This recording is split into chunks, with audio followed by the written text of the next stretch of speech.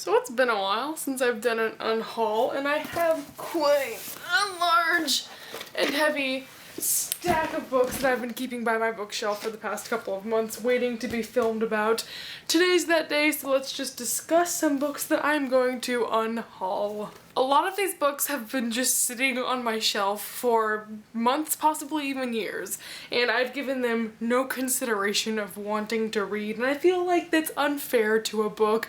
If it sits there that long and I don't look at it and go, wow, I'm excited to read that, I don't think it deserves to be kept necessarily, so I'm just gonna be passing these along to half-price books. Hopefully someone else somewhere else can enjoy these, but I do not think I will ever get to them. If one of these is your favorite books, feel free to tell me about it and try and convince me to keep it. Some of them I've already read, a lot of them were just pulled off my TBR shelves as things I don't think I'll ever get to, but let's just get right on into it. So first of all, we have the book Unspoken by Sarah Reese Brennan.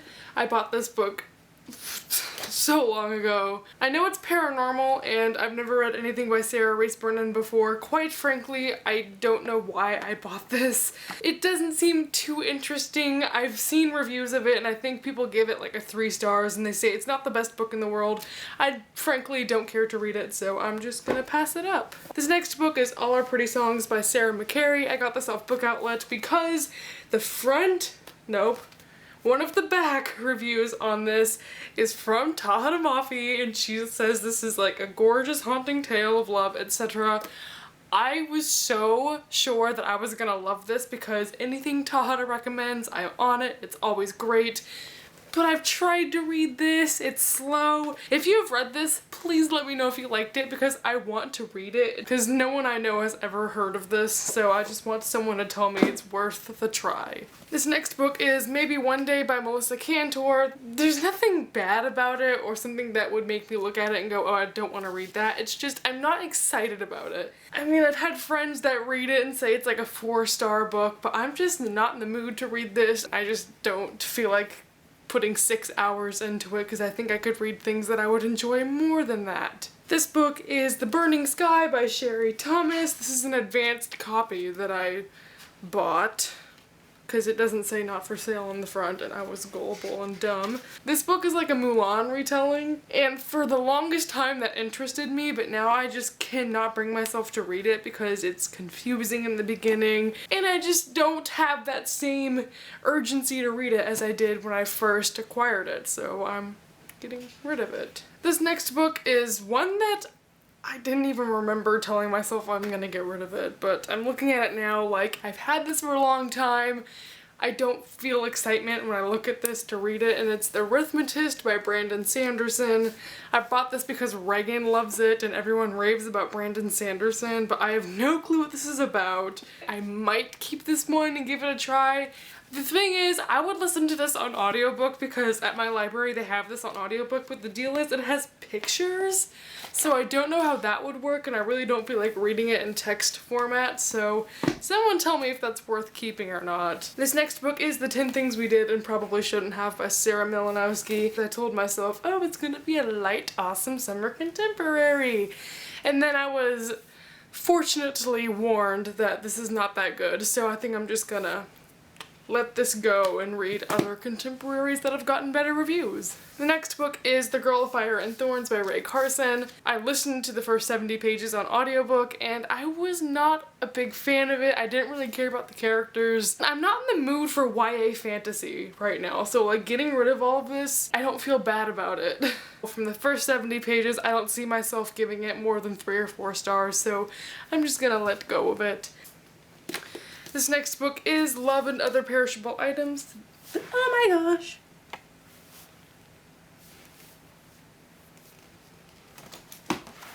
Hold the phone. A small creature definitely just crawled out of that book. What was that? Oh my gosh. Guys, there is a small lizard in my room. What are you doing? It's that thing right there. I just hollered so loud because I saw it move. I don't know what to do right now. I'm gonna go grab my mom. You got the gecko, he's free! Okay, mother saved the day and got the gecko. Literally my life. This is what it's like to be in Texas. This is what it's like. You better not feed him to the cat. We were friends. I thought it was a scorpion. I almost cried. Where were we? I don't even know where I was. I was talking about this. What else is in this box? This book is like the book I just talked about. The 10 Things We Did. For a long time I was like, yeah, I'm gonna read that in the summer, but then I was told it's not that good. Plus there's better things, there's things I'm more excited about. I got this off Book Outlet, so it was kind of an impulse buy, so now it is leaving. I am literally terrified of this box now. I'm like, what is in you? I don't know. Not just books, apparently. He must have been hollering when I carried that thing to show you in the frame.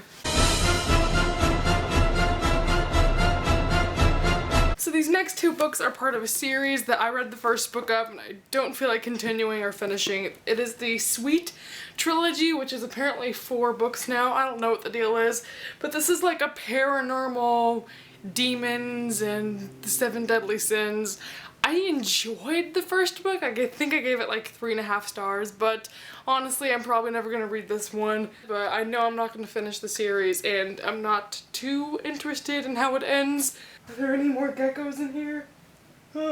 This next book is another advanced copy that I'm gonna have to give to someone, and this is Asylum by Madeleine Rooks. I was so excited to read this, and I've been waiting to read this for a creepy time of year, and have been told by so many people that it is not that good, and it's just trying to be another Miss Peregrine, and that it's only a 3-star book and it's not that great. So just because of the huge influx of bad reviews, I'm gonna skip it.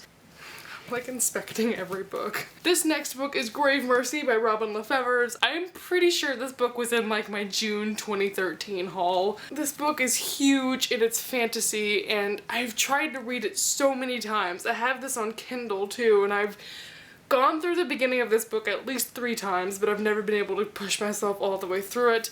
Since then, I've asked people, is it worth reading? And a lot of people are saying it's just kind of another version of Throne of Glass, except not as good. So I think I'm just gonna pass on it. Every time I feel anything touch me, I'm like, it's that lizard crawling on me. This next book is The Road by Cormac McCarthy. The reason I bought this is because it was on bargain at a local bookstore, and also we read a portion of it for my creative writing class, and I really liked it because it's kind of like Shatter Me writing style, where it's like choppy and small sentences. But I started reading this, it just wasn't that good, and I've had a ton of people say it's not worth reading, so I'm not gonna keep it. The next book is This Is What Happy Looks Like by Jennifer E. Smith.